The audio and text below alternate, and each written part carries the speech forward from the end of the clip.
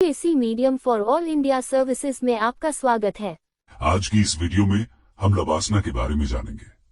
साथ ही जानेंगे कि कैसे लबासना एक आईएएस ऑफिसर को तैयार करता है और वहां पर भावी आईएएस की ट्रेनिंग दी जाती है, उन्हें क्या क्या सुविधाएं दी जाती हैं।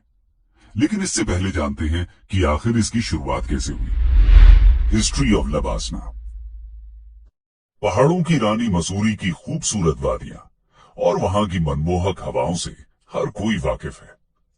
वादियों में बहने वाली हवा में जो जाता है वहीं का होकर रह जाता है। इन्हीं खूबसूरत वादियों के बीच बसा है लबासना, जहां पर जाना हर यूपीएससी उम्मीदवार का एक सपना होता है। लबासना लोक प्रशासन और सार्वजनिक नीति के लिए एक सिविल सेवा संस्थान है। अकादमी का सबसे पहला काम आईएएस कैडर के सरकारी कर्मचारियों को पढ़ाना और group A central civil services का फाउंडेशन कोर्स कराना है। आईएएस ट्रेनी ऑफिसर्स अपना प्रशिक्षण पूरा करने के बाद दिल्ली के जवाहरलाल नेहरू विश्वविद्यालय से लोक प्रशासन में एमए प्राप्त करते हैं।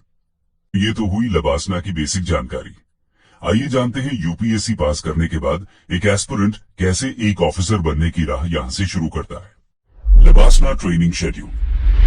अकादमी में ट्रेनिंग की शुरुआत लगभग 3 महीने के फाउंडेशन कोर्स से होती है, जिसमें आईएएस अफसर के लिए सिलेक्टेड कैंडिडेट्स के अलावा आईपीएस, आईएफएस और आईआरएस के लिए चुने गए अधिकारी भी शामिल होते हैं।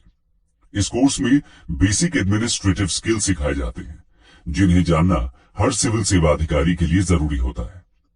लबासना पहुंचने पर एकेडमी का गेट खुलते ही आपके सामने देश के दूसरे प्रधानमंत्री रहे लाल बहादुर शास्त्री जी की मूर्ति के दर्शन होंगे।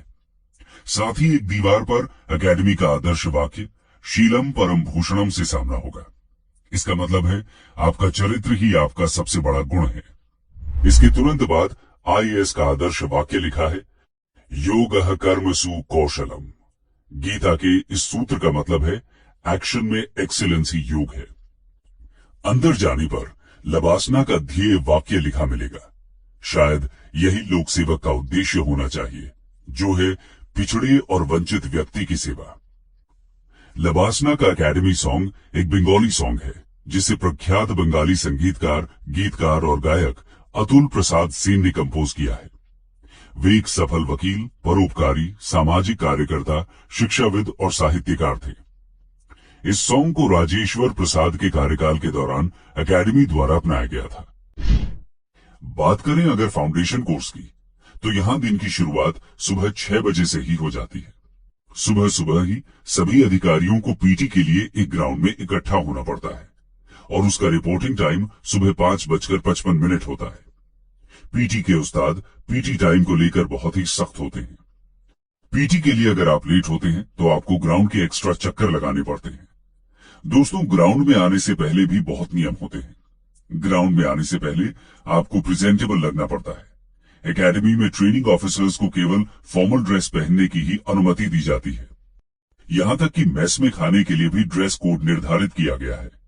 क्लासरूम के ड्रेस कोड में मेल ऑफिसर्स को क्लीन शेव के साथ, गर्मी के मौसम में नेकटाई के साथ फुल स्लीव शर्ट और पैंट्स पहनना अनिवार्य है, और सर्दी के मौसम में नेकटाई के साथ फुल स्लीव शर्ट, जैकेट और पैंट्स पहनना अनिवार्य है। इसी के साथ साथ लेदर शूज भी अनिवार्य हैं। वहीं फीमेल ट्रेनिंग ऑफिसर्स के लिए sari, salwar kameez, churidar kurta, western business suit, official जूते, सैंडल के साथ पहनना अनिवार्य है। दोस्तों, सभी ऑफिसर्स को मेस में खाना खाते समय भी इसी ड्रेस कोड का पालन करना होता है। इसके अलावा अपने रूम के बाहर कोई भी ऑफिसर बाथरूम स्लीपर या सैंडल पहनकर नहीं घूम सकता। ऐसा करने पर दंड का भुगतान करना पड़ता है। यानी कहने का मतलब यह है कि एक ऑफिसर को किसी भी वक्त, चाहे वो सुबह के 6 बज रहे हों, ऑफिसर ही दिखना चाहिए।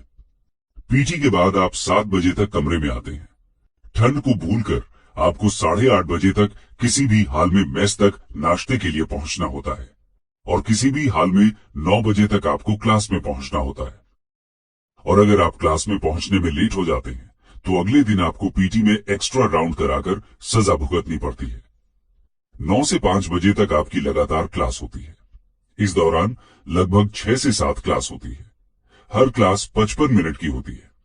यदि कल्चरल एक्टिविटी होती हैं, तो उन्हें रात के खाने के समय से पहले डिसाइड किया जाता है, जो कि रात 8 बजे होता है।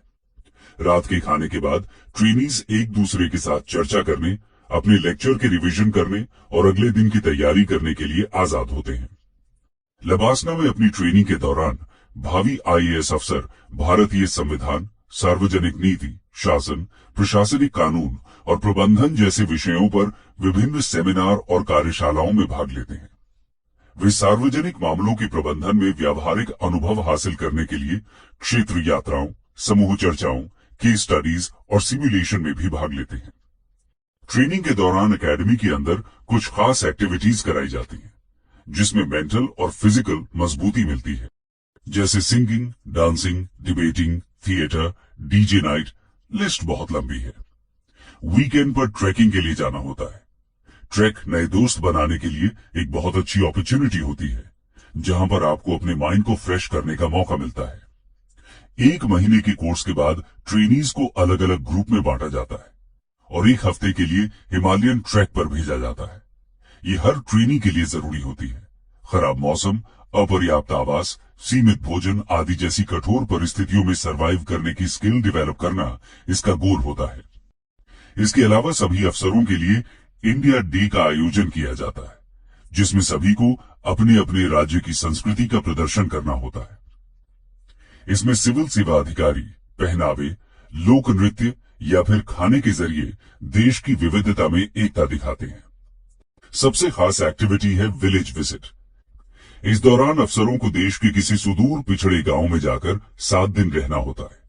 वहां पर ट्रेनी को मौका मिलता है कि वो गांव के लोगों के अनुभव और उनकी समस्याओं को महसूस कर सकें।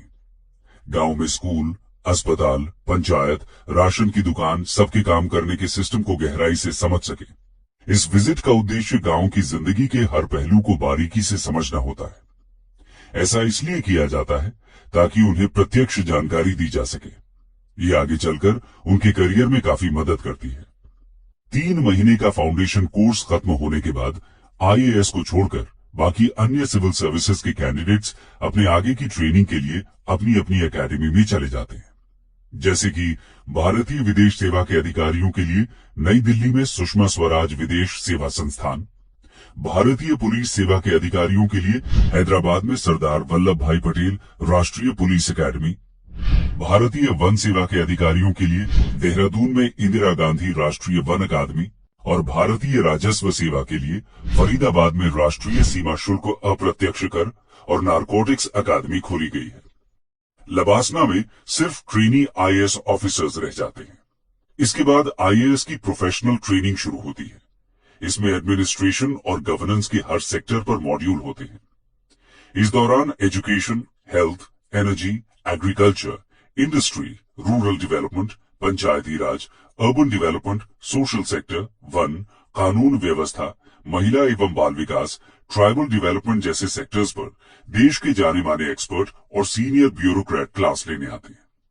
ट्रेनिंग के दौरान उस प्रदेश की भाषा भी सिखाई जाती है जो जिंदगी भर की सर्विस के लिए अलॉट किया गया है। जैसे अगर उत्तर प्रदेश के एक निवासी अफसर को तमिलनाडु कैडर अलॉट हुआ है, तो उसे एकेडमी में बाकी विषयों के साथ तमिल भाषा सिखाई जाती है। इसी तरह अगर किसी कर्नाटक के अफसर को असम मिला है, तो उसके लिए असमिया भाषा सीखना अनिवार्य है। ऐसा इसलिए किया जाता है क्योंकि एक डीएम के पास सैकड़ों लोग अपनी समस्याएं लेकर आते हैं। उनसे उन्हीं की भाषा में बात किए बिना न तो आप उनकी दिक्कतें सुलझा सकते हैं और न ही आप उनका भरोसा जीत सकते हैं। प्रोफेशनल ट्रेनिंग का एक बेहद अनूठा और दिलचस्प हिस्सा है विंटर स्टडी टूर। ये भारत दर्शन के नाम से ज्यादा मशहूर है। 2 महीने की विंटर स्टडी टूर के बाद फिर से एकेडमी में पढ़ाई होती है। प्रोफेशनल ट्रेनिंग की पढ़ाई के बाद एग्जाम होता है। 1 साल की एकेडमिक ट्रेनिंग और फिर 1 साल की फील्ड ट्रेनिंग पूरी करने के बाद जेएनयू की तरफ से पब्लिक मैनेजमेंट में मास्टर्स की डिग्री दी जाती है। इसके बाद ऑफिसर्स निकल पड़ते हैं 1 साल की ऑन जॉब प्रैक्टिकल ट्रेनिंग के लिए एक नए राज्य की ओर, जहां आप जिंदगी में शायद पहली बार जा रहे होते हैं। इसी राज्य में आपको अपनी जिंदगी के ज्यादातर साल बिताने होते हैं। दोस्तों, ये पोस्ट दूर से जितना आकर्षक और ताकतवर दिखता है, करीब से ये उतना ही मुश्किल और चुनौतियों से भरपूर है। एकेडमी ने 2007 में भारतीय प्रशासनिक सेवा के अधिकारियों के लिए मिड करियर ट्रेनिंग प्रोग्राम भी आयोजित करना शुरू किया। दोस्तों, यहां आपने समझा कि एक ट्रेनी लबासना में कैसे अपनी दिनचर्या को पूरा करता है। आइए जानते हैं लबासना में कौन कौन सी सुविधाएं मिलती हैं। Facilities eight LBSNAA. एकेडमी में ओटी को ट्रेनिंग के दौरान कई तरह की सुविधाएं भी दी जाती हैं। वहां पर स्पेशियस और well equipped lecture halls, library, conference halls, auditorium, mess, living accommodation, sports complex, medical facilities, computer lab, internet facilities के साथ बैंक और पोस्ट ऑफिस की सुविधा भी मौजूद है। 189 एकड़ में फैले इस अकादमी में 6 प्रमुख परिसर हैं। चार्लविल में मुख्य अकादमी परिसर, इंदिरा भवन परिसर, ग्लेन मायर एस्टेट, हैप्पी वैली परिसर, पोलो ग्राउंड और मॉनेस्ट्री एस्टेट। साल 1984 में तत्कालीन चार्लविल परिसर की मुख्य इमारत आग में नष्ट हो गई थी। हालांकि अकादमी के मुख्य परिसर के अंदर कुछ इमारतों में अभी भी इसकी पुरानी आर्किटेक्चर देखी जा सकती है। साल 1991 में एक भूकंप में महिलाओं का जीबी पंत ब्लॉक क्षतिग्रस्त हो गया था और इन 2 स्थलों पर 2 नई इमारतें अर्थात ध्रुवशिला और कालिंदी गेस्ट हाउस को बनाया गया। लबासना में ओटी को शिक्षण से संबंधित सभी तरह की सुविधाएं दी जाती हैं। अकेडमी में 4 मुख्य भवन हैं: कर्मशिला, ध्रुवशिला, ज्ञानशिला और आधारशिला।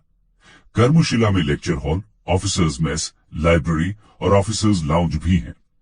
फैकल्टी ऑफिसेज और एडमिनिस्ट्रेटिव ऑफिसेज ध्रुवशिला और ज्ञानशिला में स्थित हैं। ज्ञानशिला में कुछ क्लासेस भी हैं। आधारशिला में एक कंप्यूटर लैब और कुछ क्लासरूम भी हैं। शॉर्ट टर्म कोर्स और सेमिनार्स के लिए एकेडमी के पास मेन कैंपस के पास ही इंदिरा भवन कॉम्प्लेक्स है, जो मेन कैंपस से 1 किलोमीटर की दूरी पर स्थित है। दोस्तों, एकेडमी अपनी सभी ट्रेनीज और कोर्स पार्टिसिपेंट्स को रहने की सुविधा प्रदान करती है।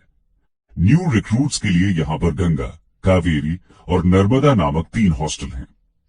लबासना के सभी हॉस्टल के कमरों में सेंट्रल हीटिंग, टेलीविजन और टेलीफोन्स दिए जाते हैं। Mid career training programme participants को सिल्वरवुड, हैप्पी वैली, महानदी और वैली व्यू एग्जीक्यूटिव हॉस्टल्स में रखा जाता है। सभी हॉस्टल्स में common lounges, audio visual equipment, modern laundromats और कॉमन रिक्रिएशनल एरियाज हैं। विजिटिंग फैकल्टी को कालिंदी गेस्ट हाउस में रखा जाता है। एकेडमी के पास ब्रह्मपुत्र आवास बिल्डिंग में फेलोज और एडजंक्ट फैकल्टी के लिए स्टूडियो अपार्टमेंट भी हैं। लबासना में स्पोर्ट्स कॉम्प्लेक्स की सुविधा दी गई है, जहां पर ट्रेनी को एकेडमी में athletics, football, cricket, tennis, badminton, squash, volleyball, basketball, yoga, table tennis, billiard सहित दूसरे खेलों की सुविधाएं भी हैं। इसमें वेट ट्रेनिंग और एरोबिक फिटनेस इक्विपमेंट से संपन्न एक मॉडर्न जिम्नेजियम है। इसके साथ ही यहां रेसकोर्स और पोलो ग्राउंड भी मौजूद है, जिसे 1904 में एक पहाड़ी से काटकर बनाया गया था। एकेडमी ही घोड़ों के अपने अस्तबल का रखरखाव करती है। इसके अलावा self defence, shooting, rock climbing, archery आदि की भी ट्रेनिंग दी जाती है। एकेडमी में ओटी के खाने पीने का भी पूरी तरह से ख्याल रखा जाता है। यहाँ की ऑफिसर्स मेस एकेडमी के भीतर की एक सम्मानित संस्थान है। प्रोबेशनर्स द्वारा संचालित ये स्थान प्रोबेशनर्स के बीच सार्वभौमिक भाईचारे और बंधुत्व की भावना को बढ़ावा देने का प्रयास करता है। ये फॉर्मल और इनफॉर्मल गेट टुगेदर फंक्शंस की जिम्मेदारी लेता है। इसके अलावा लबासना की सभी सुविधाओं में डिफरेंटली एबल्ड पीपल का ध्यान रखा गया है। डिफरेंटली एबल्ड कैटेगरी के ओटी द्वारा उपयोग के लिए एकेडमी की हर बिल्डिंग में एक्सेस रैंप बनाई गई है और साथ ही बिल्डिंग में ब्रेल कोडेड लिफ्ट लगी हुई है।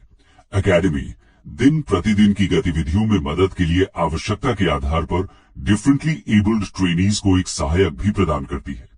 इसके अलावा सभी डिफरेंटली एबल्ड ट्रेनीज को हैप्पी वैली हॉस्टल में लाइब्रेरी, अधिकारी मेस और क्लासेस तक आसान पहुंच के साथ रहने का आवास दिया जाता है। इन सब के इतर लबासना में ऑफिसर्स की सुविधा के लिए एक सुवेनियर शॉप मौजूद है। यहाँ ट्रेनिंग के दौरान होने वाली फिजिकल एक्टिविटी के लिए सभी सामान उपलब्ध हैं, जैसे कि riding helmet, track suit, academy sweater इत्यादि। इसके साथ साथ स्टेशनरी और ऑफिसर्स की जरूरत के अन्य सभी सामान भी उपलब्ध हैं।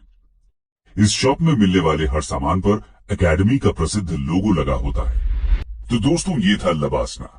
जो ओटी के जीवन को रोमांच और मस्ती से भर देता है। ये एकेडमी एक आईएएस प्रोबेशनर को एक पॉलिश्ड एडमिनिस्ट्रेटर के रूप में ढालता है और उन्हें एक आईएएस अधिकारी के रूप में काम करने के लिए आवश्यक कौशल से लैस करता है। लबासना प्रत्येक यूपीएससी सीएसई एस्पिरेंट के लिए एक सपना है। वो वहां पहुंचने के लिए बहुत मेहनत करते हैं।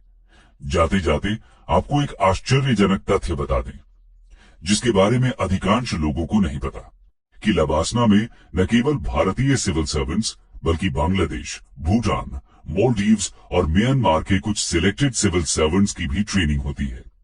ये सभी अंतर्राष्ट्रीय सिविल सेवक अपने भारतीय समकक्षों के साथ पहले 3 महीने के फाउंडेशन कोर्स प्रशिक्षण में भाग लेते हैं। दोस्तों, लबासना का ये सफर आपको कैसा लगा और क्या आपका भी ड्रीम यहां पहुंचने का है? हमारे साथ कमेंट सेक्शन में जरूर शेयर करें।